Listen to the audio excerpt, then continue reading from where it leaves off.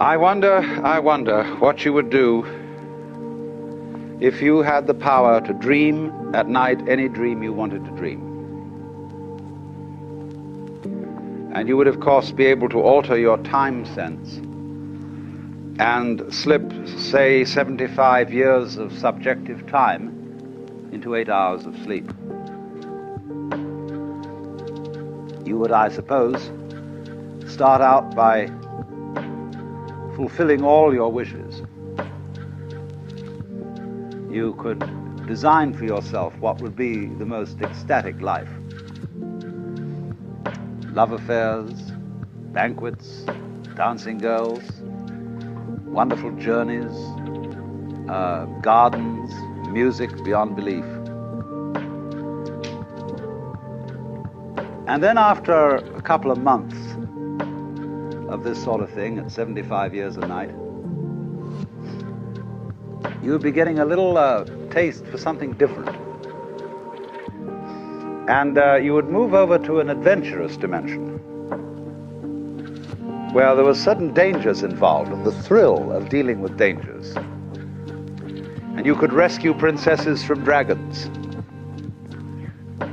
and go on dangerous journeys, make wonderful explosions and blow them up, eventually get into contest with enemies. And after you've done that for some time, you'd think up a new wrinkle to forget that you were dreaming, so that you would think it was all for real, and to be anxious about it. And then, because it'd be so great when you woke up, and then you'd say, well, like children who dare each other on things, how far out could you get? What could you take? What dimension of being lost, of abandonment of your power, what dimension of that could you stand? You could ask yourself this because you know you'd eventually wake up. And after you'd gone on doing this, you see, for some time, you would suddenly find yourselves sitting around in this room with all your personal involvements, problems, etc., talking with me.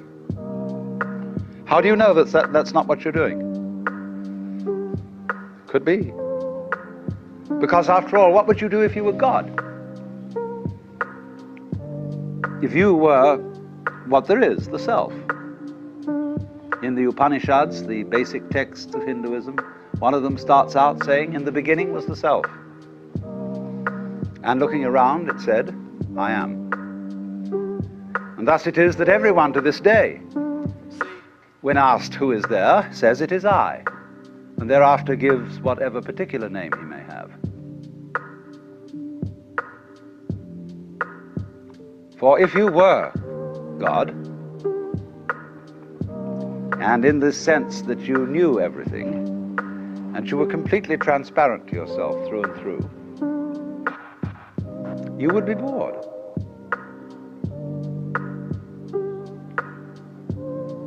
Because if, looking at it from another way, we push technology to its furthest possible development, and we had, instead of a dial telephone on one's desk, a more complex system of buttons, and one touch, beep, would give you anything you wanted. Aladdin's lamp. You would eventually have to introduce a button labeled surprise. Because all perfectly known futures, as I pointed out, are past. They have happened, virtually. It is only the true future is a surprise. So if you were God, you would say to yourself, man, get lost. And it's strange that this idea is obscurely embedded in the Christian tradition, when in the Epistle to the Philippians, St. Paul speaks of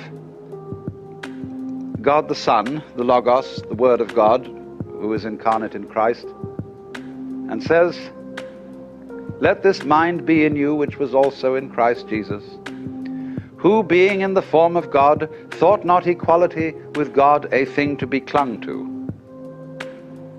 but made himself of no reputation, and humbled himself, and was found in fashion as a man, and became obedient to death." Same idea. Same idea as the idea of the dream. You get that very far out dream of getting as extreme as you can get. And so this then is the basis of the Hindu view of the universe and of man. The Hindu looks upon the universe as a drama. The Westerner, of course, looks upon the universe as a construct, as something made. And it is not therefore insignificant that Jesus was the son of a carpenter.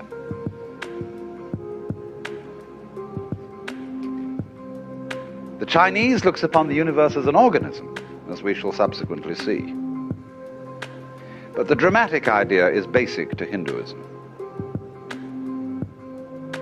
Now, you can speak about Hinduism on two levels at least.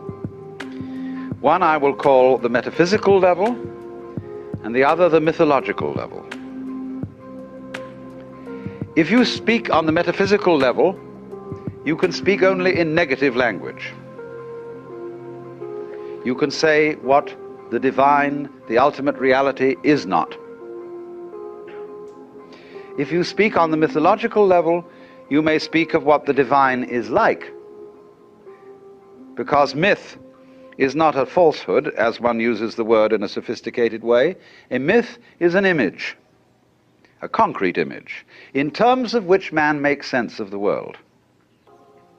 And thus the idea of God the Father, or God the Maker, is a myth, because it's an image. And Christian theologians distinguish equally between two kinds of theological language, which are respectively called cataphatic and apophatic. Apophatic language is negative, as when we say God is infinite and eternal. Cataphatic language is mythological, as when we say God the Father, God is love, and all the positive designations. We are not saying God is a cosmic male parent, but is analogous with the Father. So with Hinduism. But what I'm going to speak to you in first of all is the mythological language of Hinduism. The idea of the universe as the big act. The universe is God playing hide and seek with himself. For God is thought of fundamentally to the Hindu as the self, the cosmic I. And it is a basic proposition for the Hindu that only the self, the Godhead, is real. There is nothing other than the Godhead. So that the appearance, the feeling that there are other things than the Godhead is called Maya.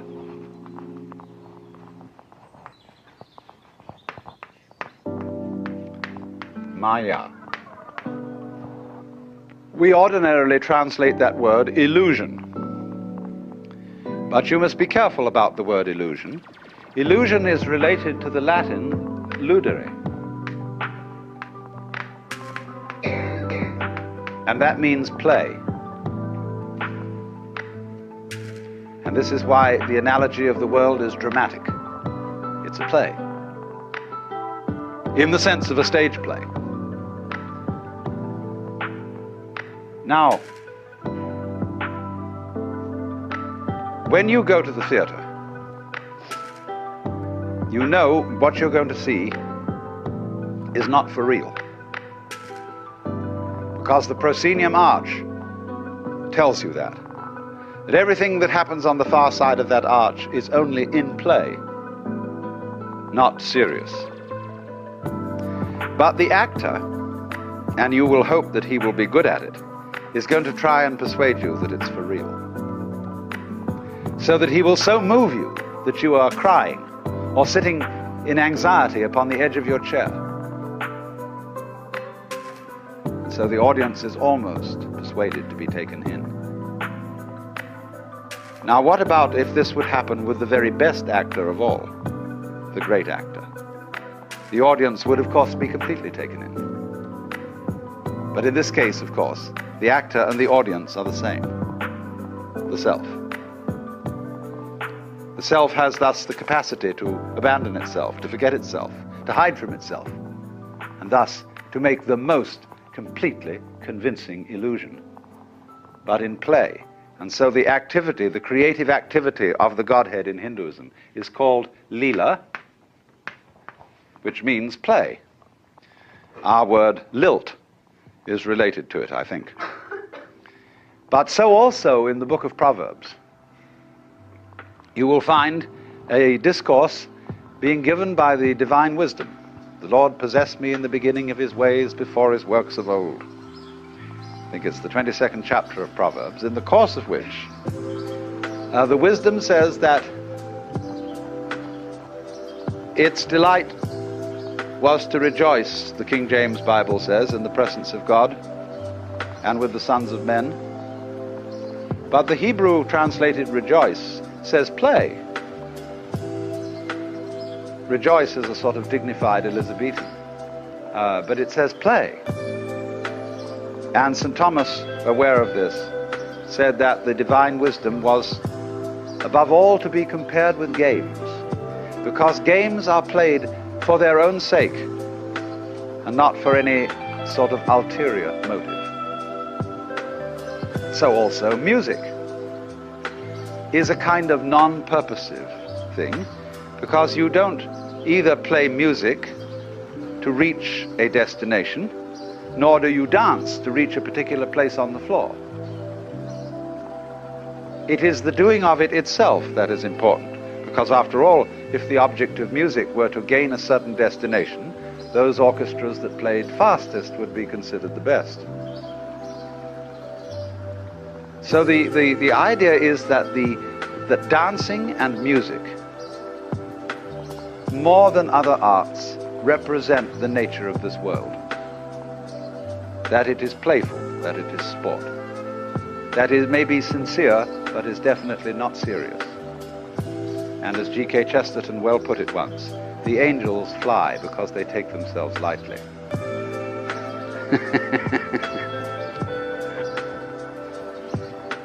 How much more so the Lord of the angels? So if a beautiful lady should say to me, I love you, and I were to reply, are you serious or are you just playing with me? That would be quite the wrong response, because I hope she's not serious and that she will play with me. I should say, are you sincere or are you just toying with me? Because you see, the word play has many different senses. A person who is playing the organ in church is certainly not doing something trivial. When you go to see a play called Hamlet, you're not seeing something trivial. When the concert artist plays Mozart, he is certainly entertaining you, but it's not a trivial entertainment. But on the other hand, we would use play in quite a different sense, when we mean just fooling around, doing it for kicks. So it is fundamental, as a matter of fact, to both the Hindu and the Christian traditions, that the universe is the play of God. But the Christian thinks of it in the terms of construction play, like building with blocks. And the Hindu thinks of it as dramatic play, of the actual participation of the Godhead in the creation, so that every being whatsoever is God in disguise. Hinduism speaks of the Godhead as, uses the word Brahman.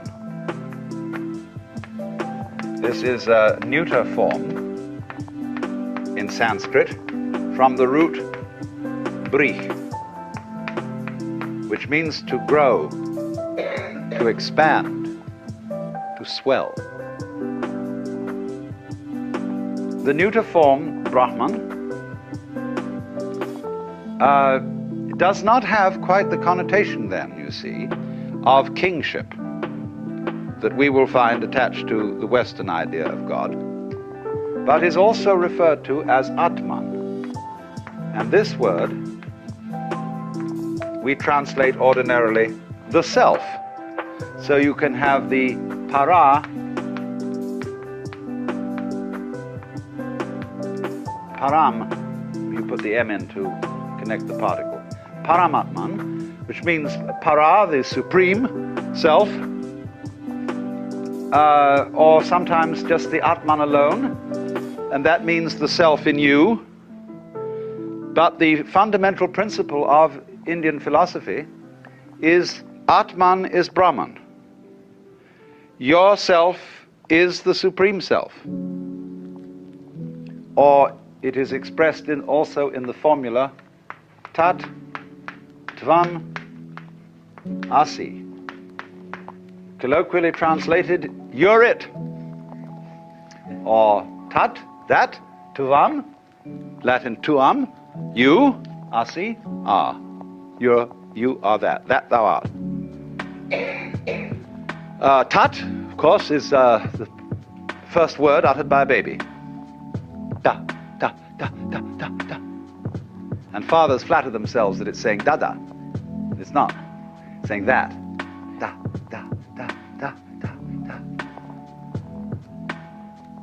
And so it's pointing to thatness in everything. It's very important to see this. Because everything is just that.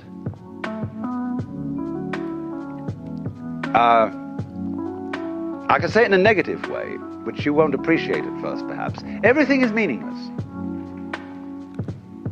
Only words have meaning, because they point to something other than themselves. The sound water is undrinkable, but it points to the drinkable reality. When you say, though, what is that, pointing at the water, and somebody says water, he's not being correct, because what you're pointing at is not the noise water. So it's not water. It's that. Duh. And water's a kind of jazz. And it's just doing that. And you can get to see, too, people are a kind of jazz.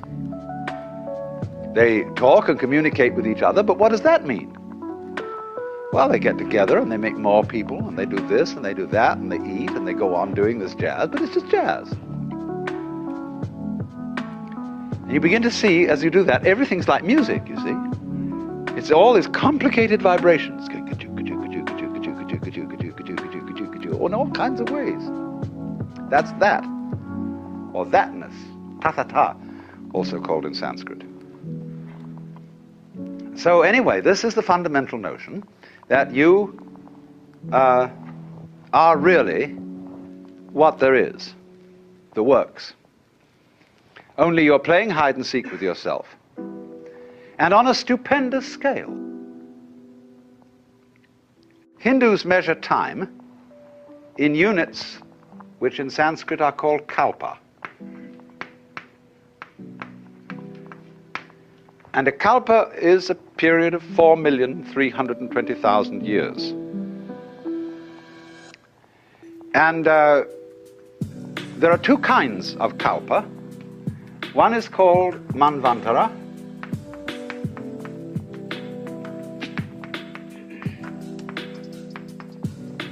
and the other is called pralaya.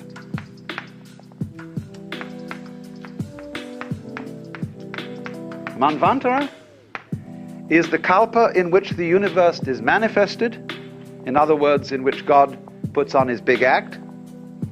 And pralaya is the succeeding kalpa in which the universe is unmanifested. And the Godhead does not dream, but is awake to its own nature. These are called, respectively, the days and the nights of the Brahman. And this goes on forever and ever and ever and ever. The days and nights adding up into years and centuries and eons. They speak of crore. There's a Sanskrit measure, crore, C-R-O-R-E. Sort of a word that really I think means umpteen. Crores of kalpas. And this is the in-breathing and the out-breathing. There's the word hangsa. And this word in Sanskrit, hangsa, means a swan or a big water bird, like a gander. There's a myth that there is in the beginning the divine bird which lays the egg of the world. And the egg splits, and the upper is the heavens, and the lower is the earth. So when the worlds are manifested, the Lord breathing out says, hung. And when the worlds are withdrawn, the breath comes back. Hung. But if you say hung, sa, hung, sa, hung, sa, hung, it becomes sa, hung, sa, hung. Sa, ahang. That means, sa means that, the truth, ahang, I am that. It's like, imagine, when we get to the final moment in which the world is blown up. You know, imagine the countdown. This is the end. Somebody's pushed the button. 8, 7, 6, 5, 4, 3, 2, 1.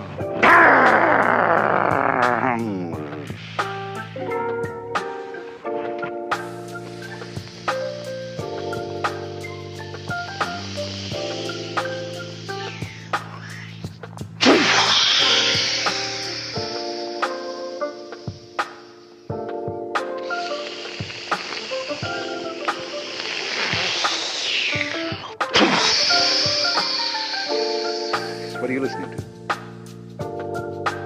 Sound of the wave.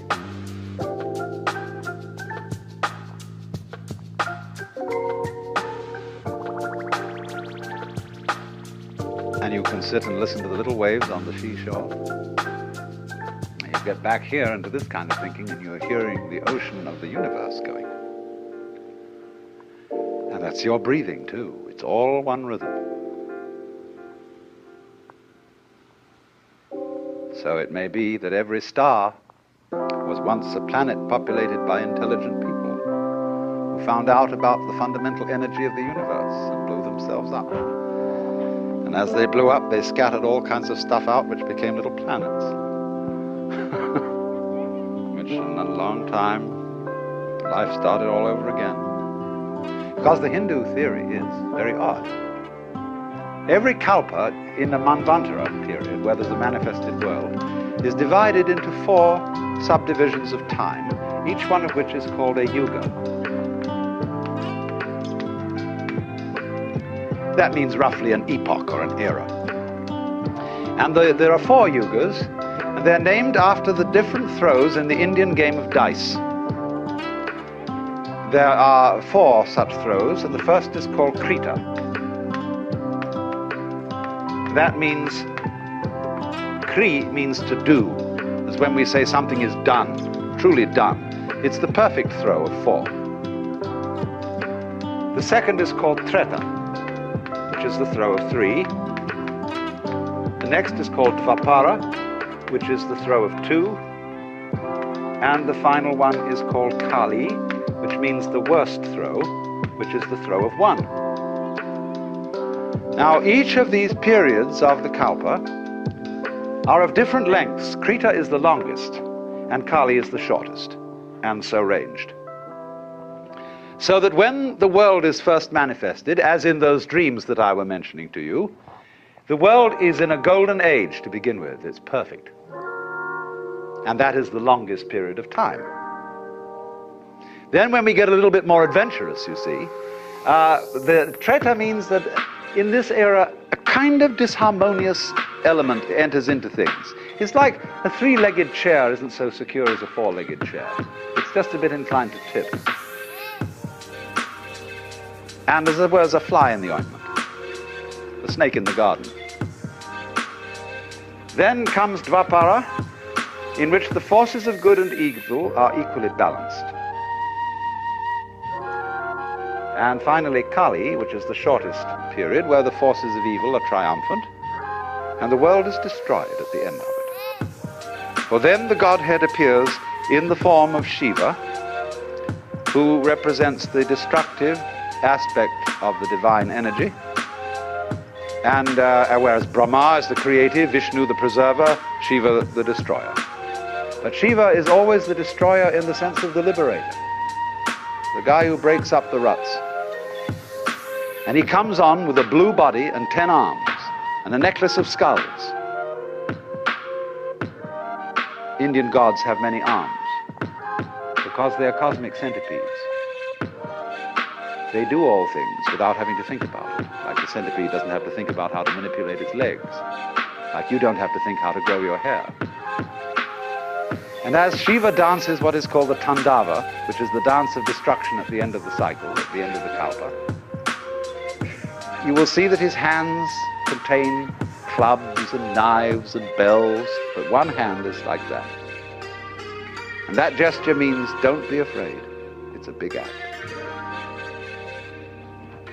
It is all, as it were, the outflowing of your own consciousness, of your own mind.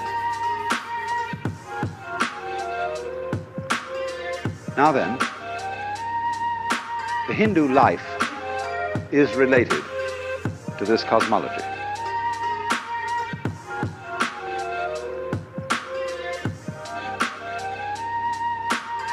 And the objective of life is, of course, in the end, to wake up from the dream when you've had enough. And so the dreaming process is called sometimes samsara,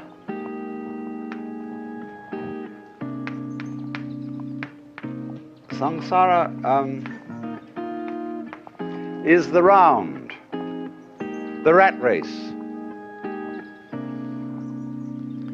And samsara is divided into 6 divisions.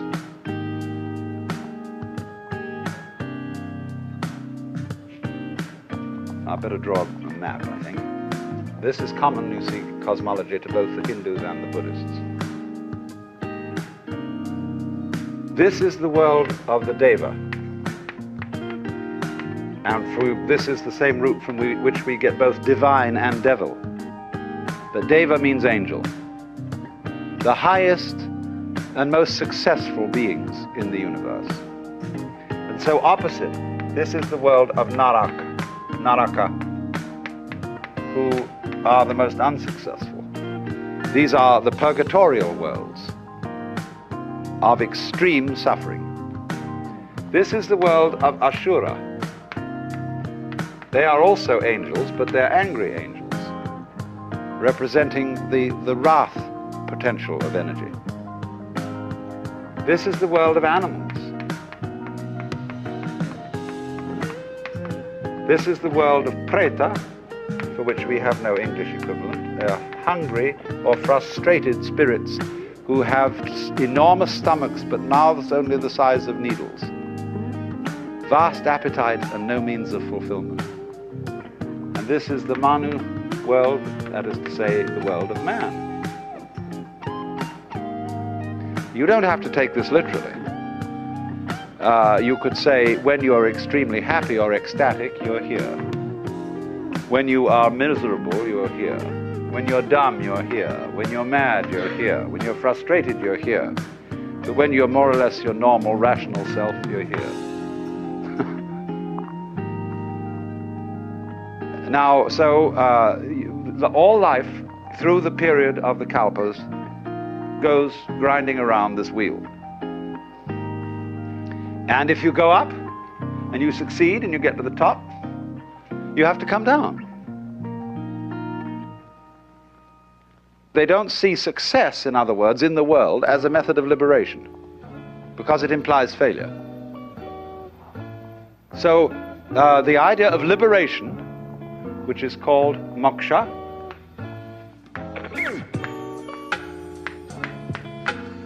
is the ideal of Hindu life. Wake up, it's a dream.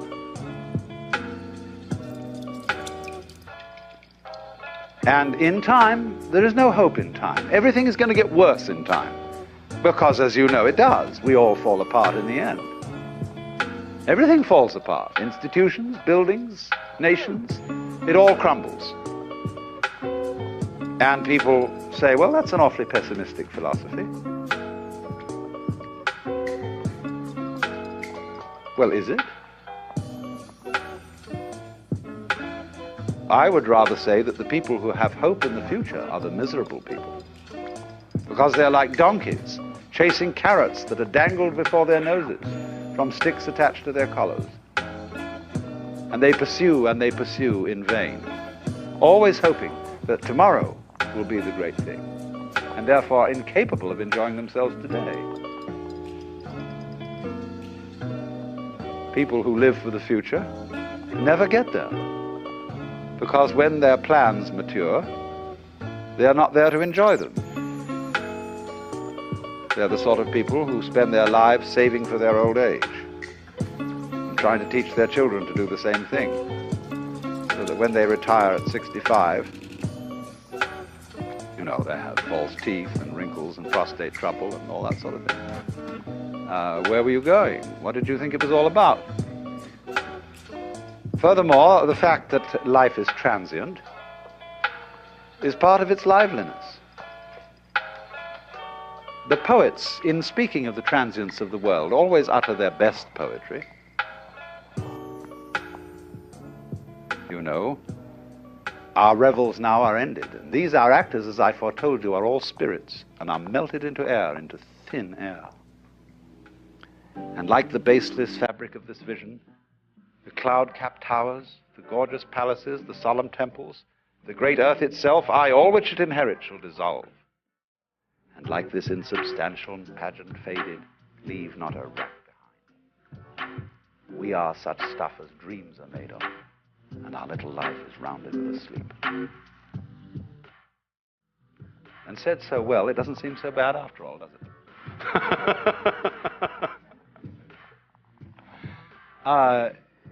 You see, there's always in the poetry of evanescence a kind of funny nostalgia.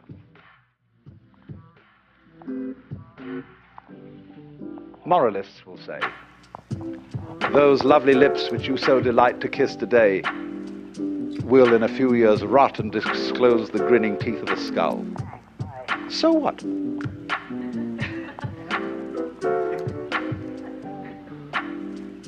The skull says, lying in the grass, chattering finch and waterfly are not merrier than I. Here among the flowers I lie, laughing everlastingly. No, I may not tell the best. Surely, friends, I could have guessed. Death was but the good king's jest. It was hid so carefully. And monks used to keep skulls on their desks. And people nowadays think that was very morbid. I went and visited a chapel in the Via Veneto in Rome, where there's a crypt where all the altar furnishings are made out of human bones. The altars are piles of skulls. There are rib bones arranged across the ceiling like floral patterns, with vertebrae representing flowers. And they're all dead Capuchin monks.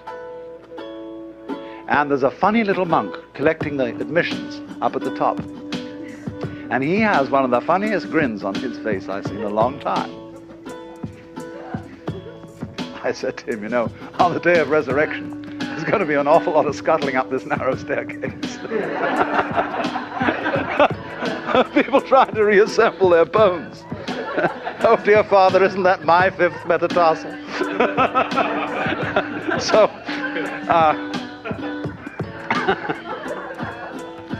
the whole idea, you see, is that everything's falling apart. So don't try and stop it. When you're falling off a precipice, it doesn't do you any good to hang on to a rock that's falling with you. See? But everything is doing that. And so, again, this is another case of our completely wasting our energy in trying to prevent the world from falling apart. Don't do it. And then you'll be able to do something interesting with the free energy. So that's moksha. Because when the Hindu says everything is unreal, the Westerner reacts and says, no, no, you can't treat life as a dream. It's serious, it's real, it's for real. Well, what do you mean by that? Well, how real do you want it to be? This is, in other words, everything, insofar as it's falling apart, everything is changing, it is like smoke. And we all feel that smoke has a lesser degree of reality than wood. It's an image of the evanescent, of the ghostly. So there's this idea the whole world is this mirage. That doesn't mean it's a bad thing. It's only bad if you cling to it, if you try to lean on it. But if you don't lean on it, it's a grand illusion. So the word maya means not only illusion, but it means art, it means magic, and it means creative power. So this is the big act. And it's perhaps easier to feel the world in that way in a tropical country where death is very common and where you just watch things dissolve before your eyes and yet burst out and grow again. The whole world is changing.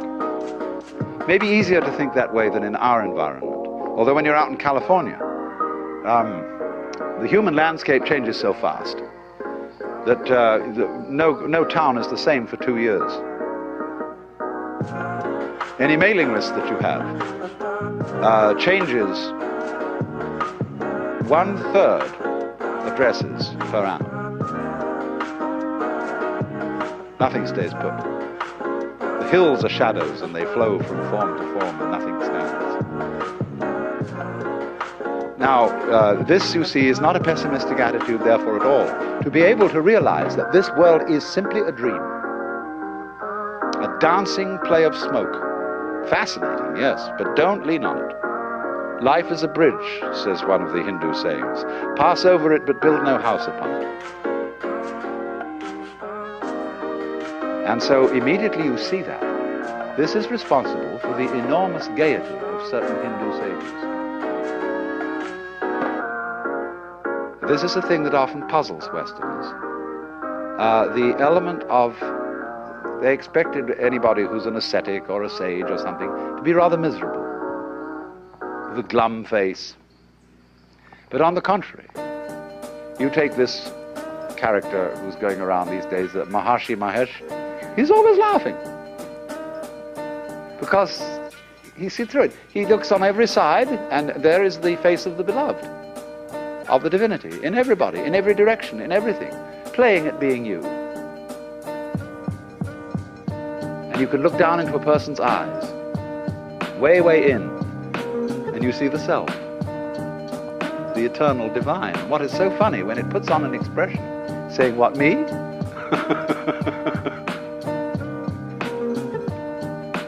And the guru, the teacher. When people go to a guru, they get all sorts of funny ideas. They think, oh, he's looking right through me. He sees me through and through. He knows how awful I am. He reads my most secret thoughts. Because he has a funny look in his face. He isn't even interested in your secret thoughts. He's looking straight at the Godhead in you, with a funny expression on his face, which is saying, why are you trying to kid me? Come off it, Shiva, I know who you are. But, and therefore, you see, his role is to gently humor you into waking up as to your true nature. Now, of course, as I intimated earlier, the Hindu is therefore saying everybody is God. And this is why when a Hindu greets you, he does this. That is the act of puja, or worship to the Godhead in you. And our theologians get rather worried about that, because, you see, the two conceptions of God are different. Our conception is of the boss man, the king. Theirs is of the cosmic centipede with the many arms, who does not have to think how to make the world, or rather to act the world. That would be an insufferable nuisance. You may think it rather wonderful when St. Thomas tries to explain that God is fully aware of everything that happens, and in every detail is willing each single vibration of any mosquito's wing. But when you really begin to think about it, that approaches intellectual elephantiasis. God heard the embattled nation shout, "Gott strafe England," and "God save the king." God this, God that, and God the other thing. Good God, said God, I've got my work cut out.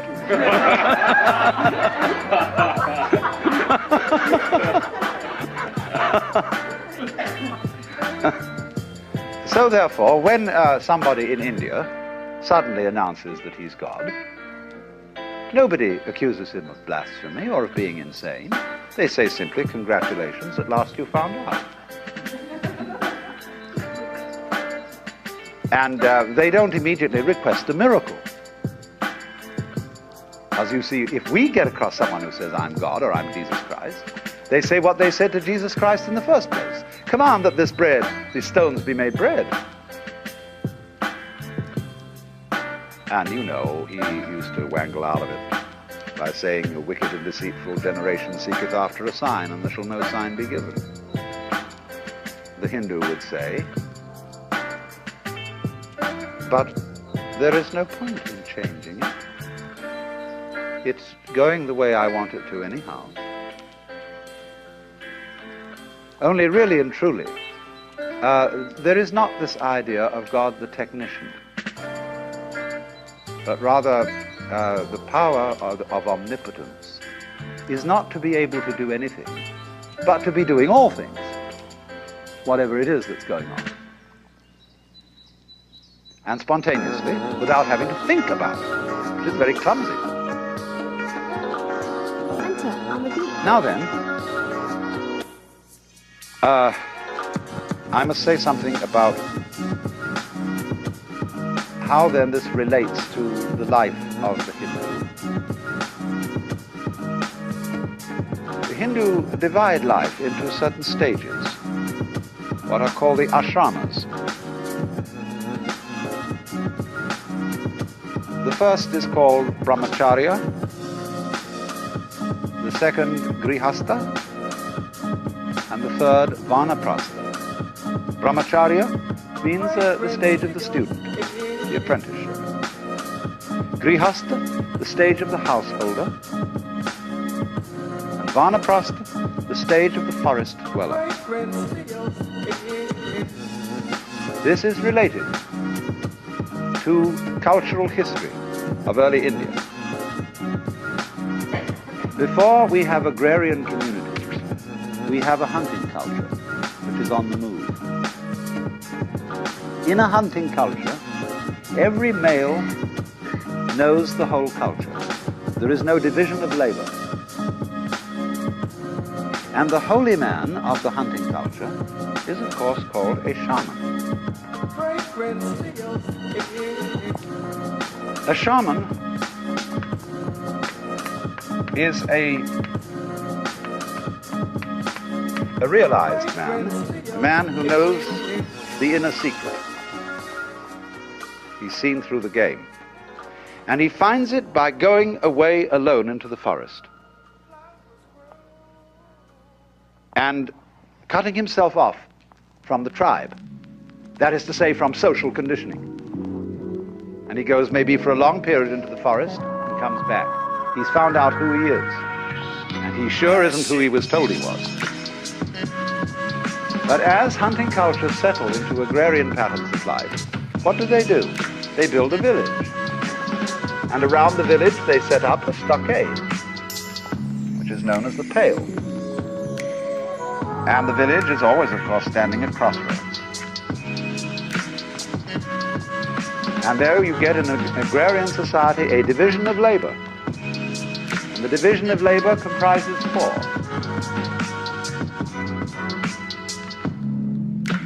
In medieval Europe, we call them lords spiritual, lords temporal, commons, and serfs. In India, they are Brahmins, Kshatriya, that means fighters,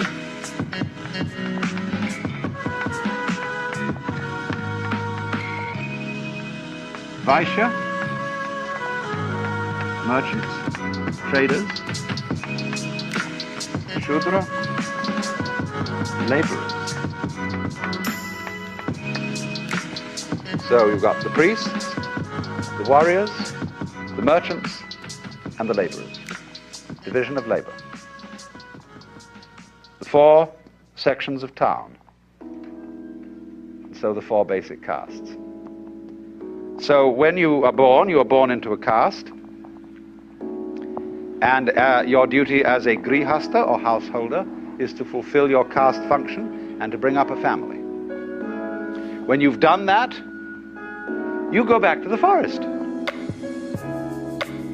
back to the hunting culture, and you drop your role, and you become nobody. A shaman again. So a Hindu calls one who does this a shramana, which is of course the same word as shaman. And the Chinese call him a xia man. Shaman. A shaman is an immortal. Why immortal? Because it's only the role that's mortal. The big front, the persona. The one who you really are, the common man, that is to say, the man who is common to us all, which you could call the Son of Man, that's the real self. That's the guy who's putting on the big act. And of course he has no name. Nobody can put the finger on it, because you can't touch the tip of the finger with the tip of the finger. So that means in practice then, that when you hand over your vocation in life, which is called your swadharma, that means sva, that's the same as the Latin suus, one's own. Dharma means function. Your own function, or we would call your vocation. When you've completed it, you drop out and become nobody. Because you're going to find out now who you really are. You're no longer Mr. Mukhopadhyaya, who is a cloth salesman. You drop that name, and you take on one of the names of God, Swami Brahmananda, Swami, bliss of Brahma. And you may go quite naked, like the Shivite holy men. No clothes. And they just go out and wander and don't make any provision for anything. They literally take no thought for the morrow, what you shall eat, what you shall drink, or wherewithal they shall be clothed. But you see, people respect them. They say, yeah, we got to have those people up there, because they are doing what human being is ultimately supposed to do, and we shall do it in our turn. And so give them some food. Now, naturally, caste, holy men, and all that kind of thing can be exploited. Anything can be exploited and abused.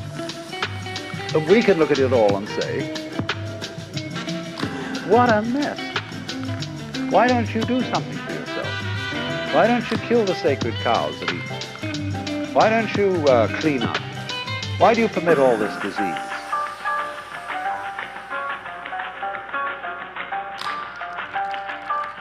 Just try and see something from another point of view for a change. I'm not saying that we should do what the Hindus do, but just look at it from another point of view. And they would smile at us and say, You really think it's as real as all that? Have you never experienced what's on the inside of this game? The trouble with you Westerners is you've never experienced this.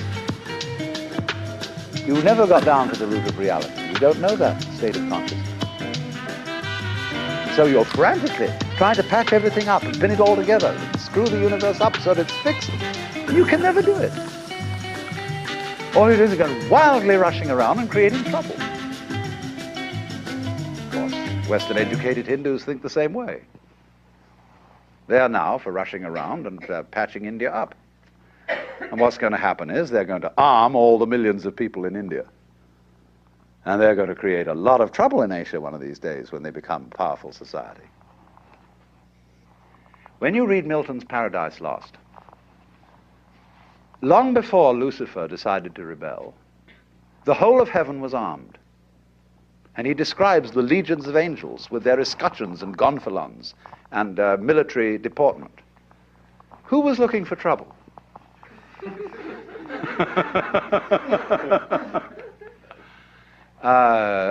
Lucifer was a good guy back then, see? The bearer of light. So the Hindu looks at our Christianity, though, and sort of thinks, my goodness. Here is the eternal self. But in the idea of Christianity, the Godhead is having a real far-out one. Because not only is he incarnating himself, say, as some wretched beggar, but he's incarnated himself as a Christian soul who believes that in this one short life he will decide his eternal destiny. And the possibilities of making a mistake are far greater than of being a lousy beggar. The possibility involved in the Christian gamble is to fry in hell forever, and ever and ever and ever. Even the Avicii hell at the bottom of the Naraka only goes on for about one kalpa. But the everlasting damnation, what an idea. So the Hindu says, bravo, God has really done a dare on himself this time to be a Christian soul.